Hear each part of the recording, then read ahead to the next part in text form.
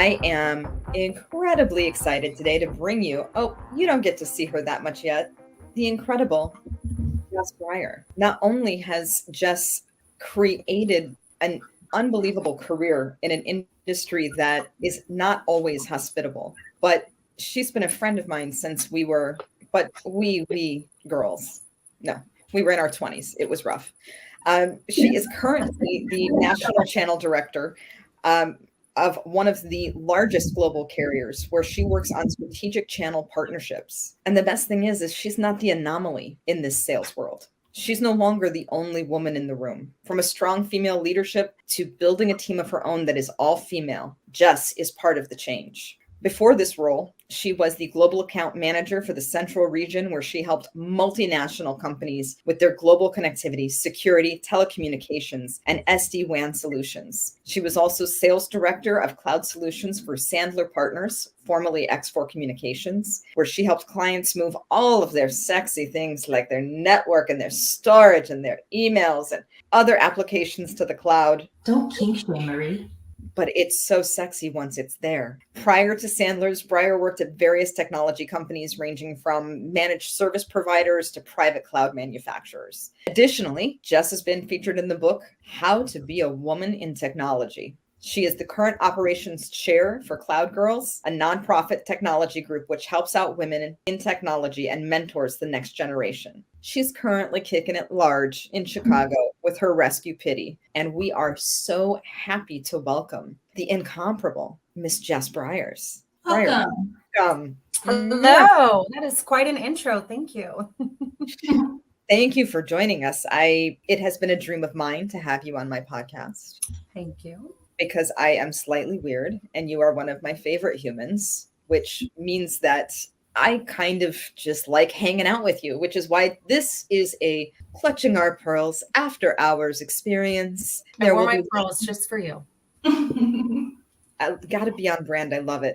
This means that we are going to be drinking some wine, talking about, some of the real easy breezy things, like what it is to go from being a girl to a woman in a sales world. What are the perceptions, the obstacles, and is there a path forward that doesn't involve just absolutely selling your soul?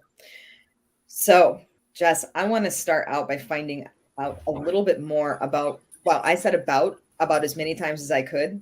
I've got to stop watching the Olympics. The Canadians are doing very well in curling, and it's not going well for me. I want to hear your story of where you were. How about we take where you were when we met? Sure. In your career, and the incredible change you've been able to impact since then. Sure. When I met you, I was coming off of, a really, really toxic, work environment, right? Definitely belittled, didn't feel like I had a voice. I was a scared little girl. I mean, let's face it, right? So, a confidant of mine brought me to a company where, the stars united. And the best thing at that company was, meeting you and networking with you and, building a friendship with you. But, candidly, when I met you, I was terrified. I was intimidated of everything. I was afraid to share my ideas, and I was just so insecure about everything. And, obviously working with you, and we'll kind of get through my career and, the ups and downs, but you really kind of took me under your wing and was like, you can do this. Why are you not speaking up? So yeah, I mean, since then it's been great, but it's been amazing to have you on my side. We do make one heck of a team. I'll give you that.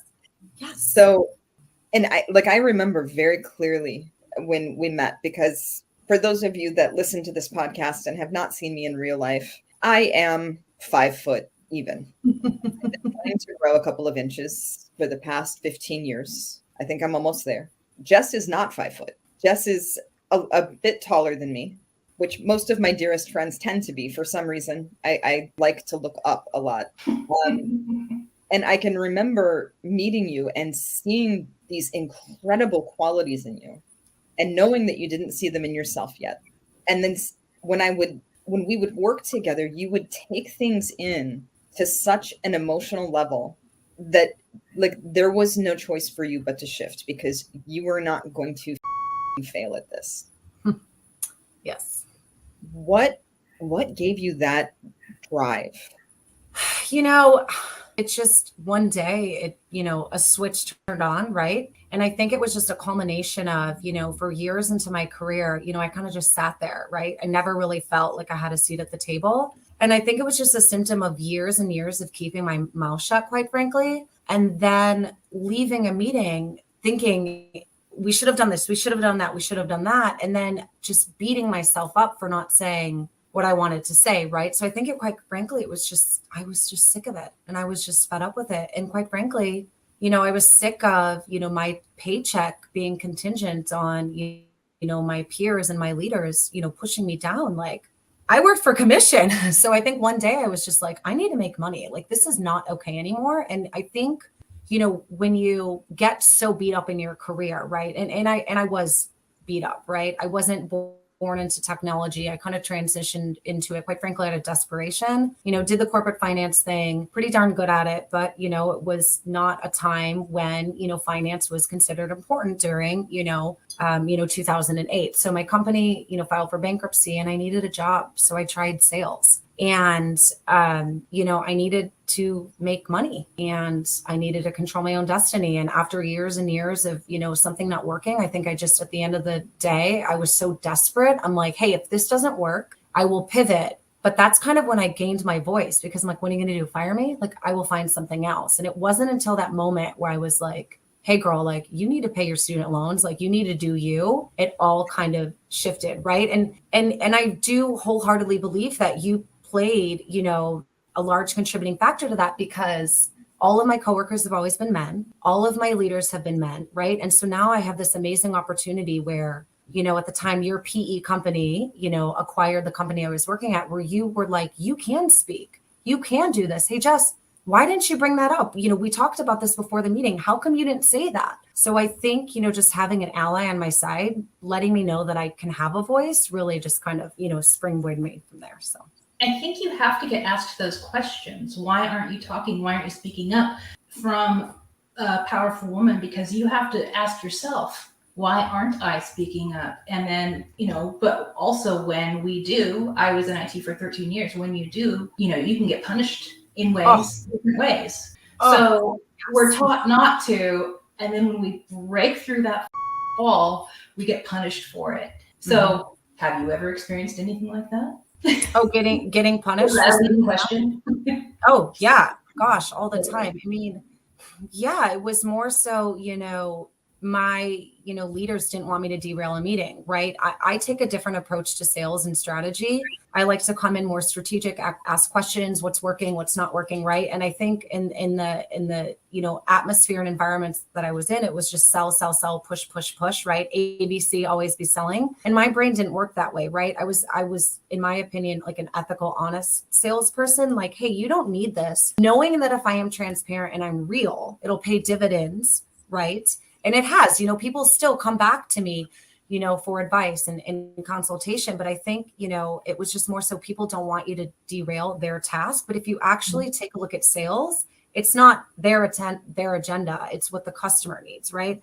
And so, gosh, I've had my hand slapped so many times. I mean, in regards to meetings, you've been in, technology for 13 years, right? I mean, it was really, really tough to get a meeting with a customer or someone in your network that you value and and you trust, and quite frankly, be told, you're not leading this meeting. You're going to take notes for this. It's like, this is someone I've known for X amount of years, right? Or, well, make sure you dress nice for the meeting tomorrow. There's kind of little things which, quite frankly, make you insecure. So it's like, well, I just was told before walking into this board meeting that I'm not allowed to say anything. So you better believe I'm terrified and I don't want to say anything, right? So I had to crawl under desks and pull cable in pantyhose and heels because of our dress code. I was a tech. And I was just like, this is the stupidest thing. This is not a dress code for a tech. But they're like, but it's the girl dress code. What is that? Misogyny. Yeah, no. And I think, one of the things that I always heard was, and it would unnerve me, but let's make sure that if we throw an event, Jess is there, because she really stands out in a room. And I was like, okay, she's got more value than that. She can actually sell all of you under the table because none of you listen. you thick-headed individuals. And there becomes almost this pigeonhole of, and we've all heard it, oh, of course it's easy for her to make a sale, right? Because that's how we sell. It's IT with our tits. That's like, how else do you do it, right? I pulled cables with mine. It hurt. It hurt. You can't have tits without IT. You just can't. So I worked for a department that was Transamerica Intelitech Technical Services, and our acronym, I swear to God, was TITS. Oh my gosh. I was like, well, until the first meeting, when I said, I'm sorry, tell me what the acronym is. And they were like, I'm like, I think you can do better. I will never forget going to a women's networking event for a Chamber of Commerce, and it was women out working. This was 2013. I know you like the word wow, but wow. Is it women out working everybody else? Look at those women. They're outside. They're working. How to do. So Jess, when you would encounter things like that, because I know you had to know that there was a smacking of that in the background, because you are a stunning woman and you do tower over at least my 6 feet tall in heels. Yes. How did you process that, knowing that it was your toe in the door, but it was also just some backhanded shit? Yeah, I appreciate you acknowledging that, because it sucks. I mean, it sucks because, I've done the research, I've done the calls, I've done, I'm competent. And, I actually am sick of people saying, even still to this day, well, it's so easy for you. It must be so easy. Like, I had someone in my network say, oh, you're so lucky. And it's like, no, I'm not lucky. I work my ass off, right? And so it does stink, because I walk into a room, and I actually stopped wearing heels, more so just because, I'm getting older and I don't have like the feet that Marie have, because she will walk in heels like miles in the city. She's amazing. But first thing someone would say to me, I walk in a room like, wow, how tall are you? Wow, did you play volleyball? Did you play basketball? Right. And then the direction's on me. Or it's, sometimes it's, quite frankly, people want to meet me for lunch. They have no intention on buying. They just want to hang out with me. And it's like, oh, this sucks. I've dedicated so much time to you. But what really, really sucks is that there are women in this industry that, quite frankly, use their looks and their assets to get in the door, and then they have nothing to show for it. And it's really frustrating for me, because I am competent, I am smart, I am able, but people just think I'm a pretty face. Quite frankly, I still think to this day, I don't get taken seriously, right? So I would argue that it almost does, women a disservice, right? Regardless of, beautiful, tall, short, skinny or not, right? I think it does women a disservice, because men just think like, oh, you're pretty, oh, you're nice. But then it's like, no, you're like, I have stuff to bring to the table. And so I have substance, I have accomplishments, and I don't have time for this. Like, you have to prove yourself every day to every face. And there are partners, to this day that I met early on in my career that, quite frankly, put me through the ringer. And I'm like, okay, I get it. And I'll play the game, right? And now they go to me for everything. But I do think that women in general, right, have to kind of try a little harder, right? Have to take that extra step and have to prove themselves. I don't want to say it is what it is, but it is what it is, right? I mean, maybe I'm used to it or desensitized to it, but yeah. But it is amazing to see the look on what? So from the dynamic that you're describing, that I have 100% experienced myself, how is that different from your current environment with all the female leadership and the female teammates? So it's so amazing, right? It's 100% different, right? I mean, I have a leader now that has a team of all females as his direct report, right? I am a female leader with all females on my team. And it's just so amazing to now finally, right, 15 years into my career, to be in an environment where women not only have a voice, they are the voice, and they're making the voice. So it's a world of difference, and it's so refreshing. But, there are some women not in my current role now that, are worse than men sometimes, I think. Like, you have to watch your back with them, but it's like, like, we are in this together. Like, where's that sense of, camaraderie? Oh no. I would argue women are sometimes worse than their male colleagues.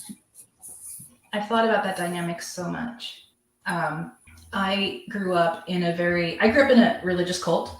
And so the men found their hierarchy through dominating each other in different ways, and the women got their hierarchy through ratting each other out. And I've seen this in our bigger culture. I've seen this in corporations. It's like we're cultured to, or I mean, conditioned to like backbite, to compete on appearance, because when you were talking about walking into the room, it was appearance comment toward you, appearance assumption, appearance assumption, appearance assumption. Not one question about you as a human. 100%. Unless it was, is she single? Sure. Oh, I've gotten it. Yeah. And it turns me into Mighty Mouse, because I always feel like the Chihuahua in Lady and the Tramp. Just remember, you can't say that. That's my friend. Because we all know that I can't hold my tongue for too long when it comes to that crap. Mhm. And I kind of came through the process a different way. Yes, I did play off of the assumptions people made. I'm short, I'm blonde, I've got big boobs, got kind of a nice can. I grew into my nose at some point in my 20s. Things are working out, right? But I would go in knowing that nobody would expect me to be that prepared, to understand that psychology, to be able to close at the level that I could close at and do it from a place of integrity. And for a long time, that was okay with me, that they didn't see me coming. And then something fundamental shifted. If you don't see me coming, your expectations of me are so low that if I completely biffed everything up and couldn't make words during our entire meeting, you would have been like, oh, but she's got really nice heels. To the point where I started using that in my sales process. How do you feel about working with me? Is it a 1? Thanks for coming out. Cute shoes. Can't believe you can walk in those. Or is it a 10? You're way more brilliant than I ever imagined, and I can't wait to give you all my money. Where are you? And I've kind of found a power in calling it out, right? Because none of us get the opportunity to show up in a different skin than we were born in, right? Just like we were all born into the situations that formed us. We're all symptoms of the programming that we got as children. If you go down a neuro-linguistic programming route, you've only got so much that you can do. So aside from wearing collapsed sacks to hide any feminism that we have, no matter what we do, we're going to fall into some kind of typecast that they have put out there for us, right? Because we need to fit the narrative. Of course she can close, look at her. Or of no way she's got a seat at that table. Look at her. When we're addressing that with other women, what are some of the more powerful ways that we can stand up for each other without completely putting ourselves at risk? Or is it time for us to put ourselves at risk for one another? That's a great question. It's interesting because I see it now and I'll nip it, right? It's like I give no fucks anymore, right? So I'll call it out. I'm very protective of my team, right? So as I mentioned, I have 2 gals on my team, and we do have reps at my company now that will need my team's help, and they'll say, okay, the rep will say, find time on my calendar. I'm like, no, you can find time on their calendar, right? So I still think it exists, right? Even today, but no, I try to defend anyone. Or if they make a comment, I'll be like, yeah, she's brilliant, right? I don't know if that's the answer to your question, but I do think we need to call it out, right? Regardless of it's, male versus female, right? Like any sort of insubordination or any sort of assumption, it's just not okay. Everyone is at that table for a reason. So, you need to value them for that. And I think that we know that there's intrinsic fear when it comes to standing up, because that now we're a feminist in the way that feminist rolls off the tongue, like, sadist for some folks. Personally, I don't care where you align or where you identify, show up and be a decent human being. Let's have some fun and change the world. But for those that are not in a position of authority, how can we start standing up for one another in the moment and continue to move this thing forward? Because let's face it, if every time we walk out of a negotiation room, knowing that we settled for less, we're doing a disservice to the women who fought for it the first time. Every time we take less salary, every time we listen to the bull and don't stand up, we're doing a disservice to the women who fought before us. And it makes it harder for the next one. And this was something that we discovered within our revolutionaries when we did some polling, that we asked them, when have you felt marginalized or dismissed? And to our absolute shock, most of them said, I don't think I've ever been marginal. I don't think I've been silenced. I don't think I've been dismissed. And we were kind of agog. We weren't sure what to do with that. And somebody explained it beautifully that misogyny is not the shark in the water. It's the water. So when misogyny is the water, what do you view our responsibility as parts of this gender, no matter who, and even allies? Because I swear to God, if I knew that my partner walked out of a room where they were like downing some woman on his team, and he's an engineer at a hospital, and you can bet that there's not a lot of female engineers that are there, but like the one that's there, if you're not walking out of the room or telling everybody to shut up, you and I have a problem, right? How can we intelligently, I almost want to say gracefully, but authoritatively begin to support one another in the little moments that seem to be the most impactful? That first comment, that first, well, let's make sure you take notes kind of experience. Well, for me, it was, when Mike was my direct peer, and then he got promoted over me. He was great at what he did. He deserved the promotion. But in our first meeting where my former same level person was promoted over me, he was like, Susie, take notes. And I was like, oh, look at you, drunk on power, and it was a total power play. Everybody in the room knew that he got the promotion. And I looked at him and I said, and I know I'm not the normal response haver, obviously, but I was like, Mike, what am I, your scribe? And I said that in front of everybody. It never came up again. And I know I'm an asshole. And I know that I have privileges because of my white skin, where I can say that other people would get punished for more. But it's like, for me, I just directly call it the out. I'm old. I didn't do that when I started in IT when I was 25. Or no, I was 20. But it's like, now I'm just over it. And it's like, oh, well, why don't we let so-and-so finish their thought before you move on? And that's how I do it. I don't know how a sane person would do it, but that's why we have Jess here. Well, I'm not going to go as far as sane.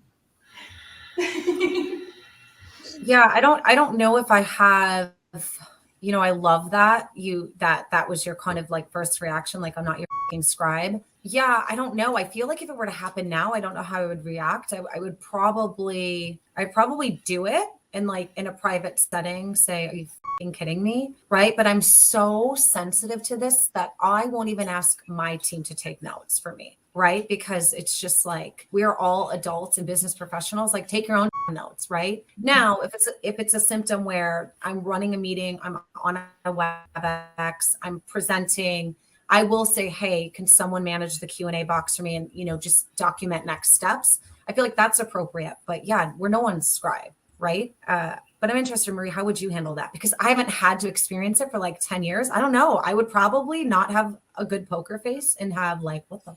Yeah, I don't know. So I'm so lucky to not have that. I'm going to take us back to an experience that I had with the employer that I was with when we met. And I walked into a meeting with the investors for the company that Jess was working with. And as the CMO, I was greeted as, oh, you're that white lady, or that white Mexican lady, the blonde Mexican lady. That's what it was. What? Oh, my last name is Ramos. So you think that's not how that works. I didn't magically get Mexican because I got married, but cool. And I got down, and I remember it was a very odd time, because I think Lily was one, and I have been listening to all of these parenting things because, I already had it figured out, but I might as well listen to more. And I remember getting down to eye level with the gentleman, because that puts you on the same level emotionally. And he was seated, and I said, my name is Marie. I'm the CMO of this and 3 other companies. You can address me as Ms. Hale. Yes, girl. Yeah, you did. But do you think that... Now I need to know who it is. I'm going to call you after this. And the funny thing is not, listen, they didn't say, what's up, nice boobs. Like, that wasn't the entrance. It was just, this is to be dismissed. This is the blonde Mexican lady. And not a man in that room said a word. And afterwards, walking outside, I looked at them and I said,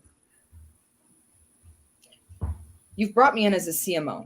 You know the level of skill that I have. and the impact that I make with your company and many others. Why would it be okay with you for them to marginalize me? Doesn't that make the rest of your company seem small? Amazing. And trust me, that gentleman did not like to think of himself as small. That is such an important point, though, because I said that we should speak up, but men need to speak up. Yes. Men need to speak up in a meeting because it's, like we had a guest a couple weeks ago, and I asked him to let you finish your point. If that was happening in a conference room, like it would be more powerful for a man to say, you know what, dude, no, wait. And that needs to happen more. It just needs to become unacceptable. And I think it's unacceptable to the majority, but they stay quiet about it. But I think like in most ways, we need to be the example. Mm-hmm. Because people that have not been through this experience do not have a finely tuned radar for what that level of misogyny looks like, nor do they have the canned answers or the sometimes even purpose behind them to stand up into it. No matter how much they love us, no matter how much they respect us, those things are lovely. They don't pay my bills, they don't put food in my kid's mouth, and they sure as aren't helping me run a business. Nope. What would really help is, and be bold about it, be candid, let them know. I often find myself saying things like, I'm going to be that nag that you always have imagined, reminding you every 3 months to do the thing that I asked. But that's where I play my feminism to my feminist embodiment, like to my level of dark humor, or just like, I need to tell you you're being a dumb, so I'm going to pretend to be a stereotype that you can relate with. You can't control what you represent to other people, but you can leverage it. Yeah. You can. And do you I think it's sorry, but do you think it's just more so, right? So the company that you're employed with at the time, was clearly meeting a client.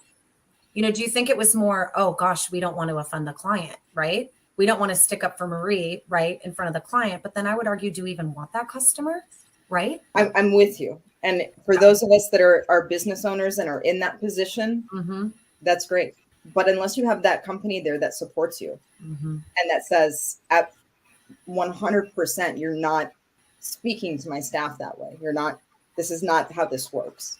There are a lot of people that are stuck in the middle, and a lot of people right now that are thankful to be stuck in the middle because everybody just lost their jobs. Yeah. Nobody knows which way is up. I think as we're ushering women and diverse people back into the sales world, there's some favors that we need to do for each other. I agree. Number one, don't be quiet. Even if it's walking out of that room and saying, hey, I picked up on something weird. Can I talk to you about it so that next time I can be a better advocate? Now, granted, it is not the other person's responsibility to explain misogyny and being held back because of your gender and being assumed stupid because you are beautiful. My God, Hedy Lamarr is one of the most brilliant minds we've ever experienced. And she laid the foundation for cell phones and Wi-Fi and everything that we enjoy today. Not that she gets credit because she was awfully pretty. It's not your job to explain all of that to someone in one bite. And those of you that are advocates that are out there listening, please know that it's not that person's responsibility to give you every gory story. But you've got a gut instinct. If something feels wrong, if you don't have the words in the moment, find the moments after to figure out what your words could be. I think the second part is also, we need to stop talking to women about their bodies in a professional setting. To me, that's like, I will never forget somebody asking me if they could take a picture of me when I was like 9.5 months pregnant because Lily did not want to move out for. And I was like, comfortable. Dude, she hung on like crazy. But I was like, why? I didn't realize I was supposed to be it's kind of you, but I didn't realize I was not photographable in this state of creating a human. And then every person afterwards that would comment on my body as it changed shapes as I came through motherhood and then lost a tremendous amount of weight because of grief and all of these things. I'm still of that 8-year-old mindset of, I didn't know you were allowed to have an opinion about me. Why the f***? And Yes. the more we can take that out of even how we talk to one another in a professional setting, it's going to do a lot for them being able to comment on our physicality. In a world where women couldn't have bank accounts, their own bank accounts, or own property properly on their own, Or in a world votes. where, huh? We couldn't vote until recently. Thank Couldn't you. vote. Yeah, In that RGB. world, women were relegated to their worth being their fertility and appearance, right? And so it's such an old cultural patriarchy problem where the women are now empowered legally, financially, professionally, some of them, and we need to make sure it's all of them. But it's like those cultural vestiges are still there, where it's like if you attack a woman's appearance or her weight, haha, you can lower her value and make her not a threat, because that's what we all agree her value is. And it's like those of us who are screaming, like as a fat human in the world, a lot of people have things to say about how I look. People need to come across the room to tell me that they're not attracted to me. Oh gosh, who would do that? I'm sorry? Who would do that? So many people. And it's like, and I'm like, oh, I'm so glad that attracting you was not on my list today. Go away now. And there's people way fatter than me that have people like take pictures of them when they're eating at restaurants and post them online. It's disgusting. It is disgusting. It's repulsive. It's dehumanizing. And it's like, because we've decided that this gender's worth is their appearance, and the appearance standards are all based on white Eurocentric features. Except it's like it's really popular to look like a wisdom tooth from the waist down. I don't know how we're all going to achieve that. It excludes so many people. And because, the two of you fit those standards, you have to fight a whole different set of biases that people put on you because you've achieved that thing that is fully subjective. Mm-hmm. But because you fit that template, you have to deal with a whole other set of bullshit. I hate it. So you hit on something, right? So you mentioned, it's patriarchal, women were kind of, have kids, etc. So, I'm going through fertility struggles with my boyfriend right now, right? And I've been very open and vocal about it. And quite frankly, this is not the topic of our hour, but, women need to be more vocal. And it's amazing how many women go through fertility struggles, but that's a topic for another day. But it's so funny, ladies, because my team knows when I can't travel, IVF, etc. Why is it that every man in my company says, well, you're not married, are you? Wait, you're not married yet. What does that have to do with my boyfriend and I trying to have a child, right? And then it's also like, how are you not married yet? Oh, you're not married? So now it's interesting because when I was younger, it was, wow, you're so tall.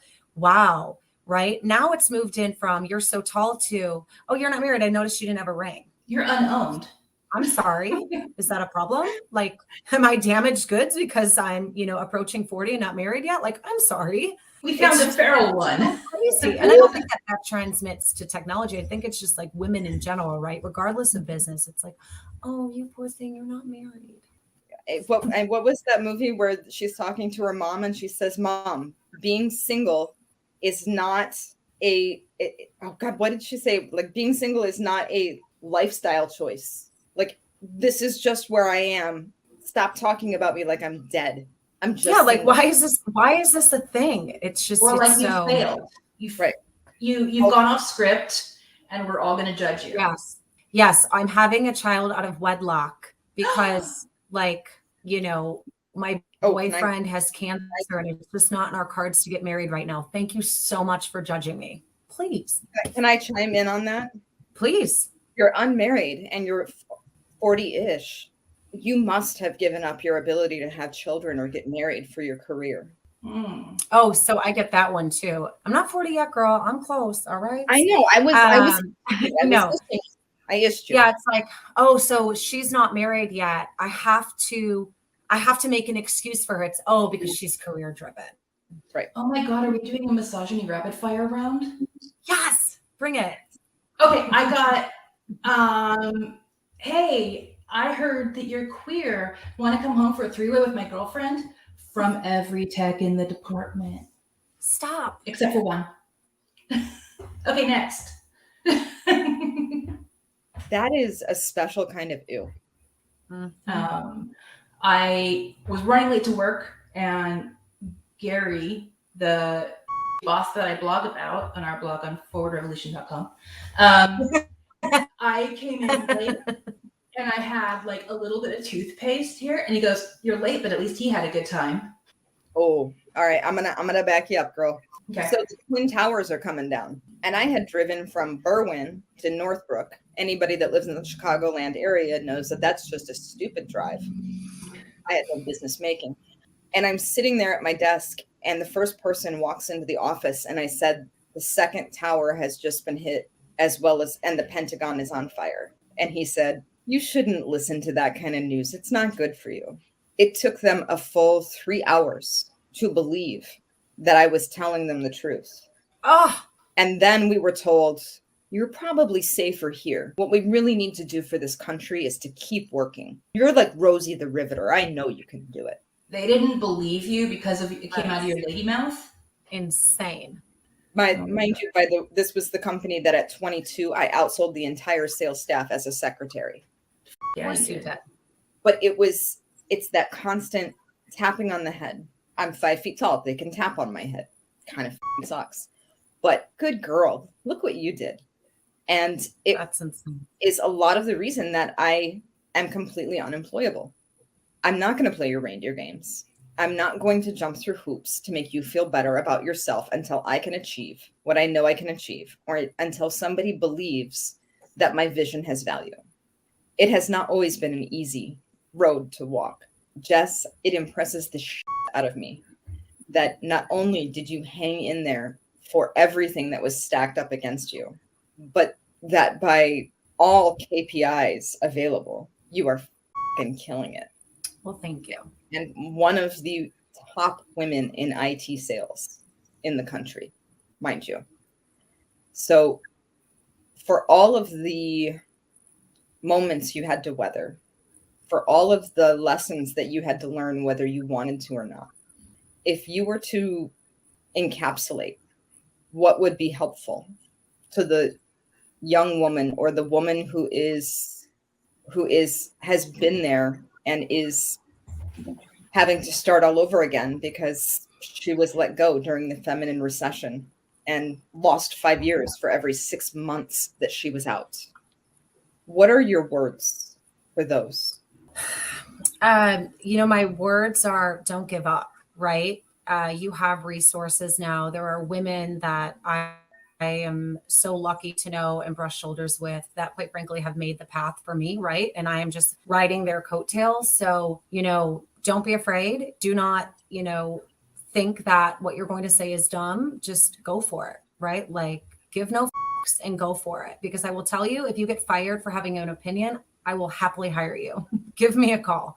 And also, I would also say, like, there are a lot of folks in my industry that have been let off, or laid off, obviously, given, the economic environment that we are.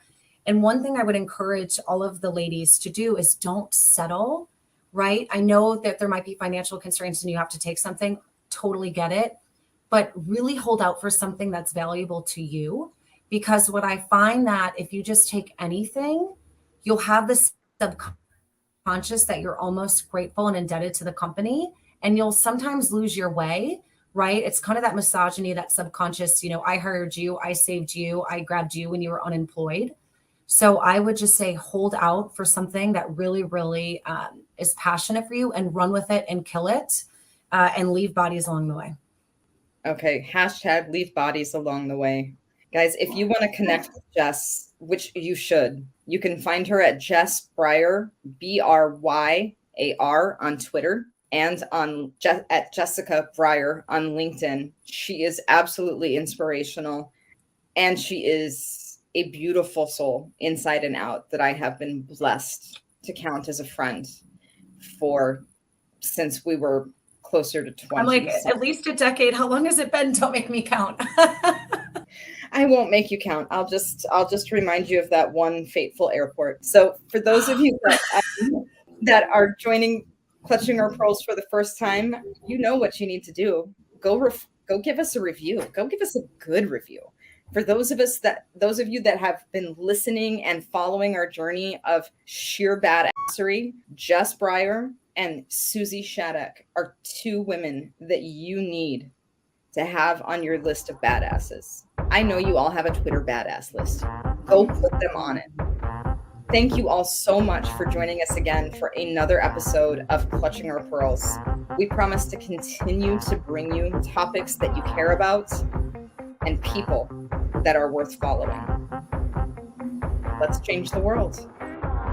Clutching Our Pearls is a no-holds-barred conversation about women, work, and the world. We strive to approach economic, social, professional, and cultural topics from an open-hearted, good-faith, intersectional feminism point of view. What started as a single mom and business owner's reaction to the coronavirus pandemic continues as a mission to change how work works so that the people have choices. Learn more at fwdrevolution.com. If you enjoyed this podcast, please leave us a phenomenal review on the platform you use. Talk to you next time.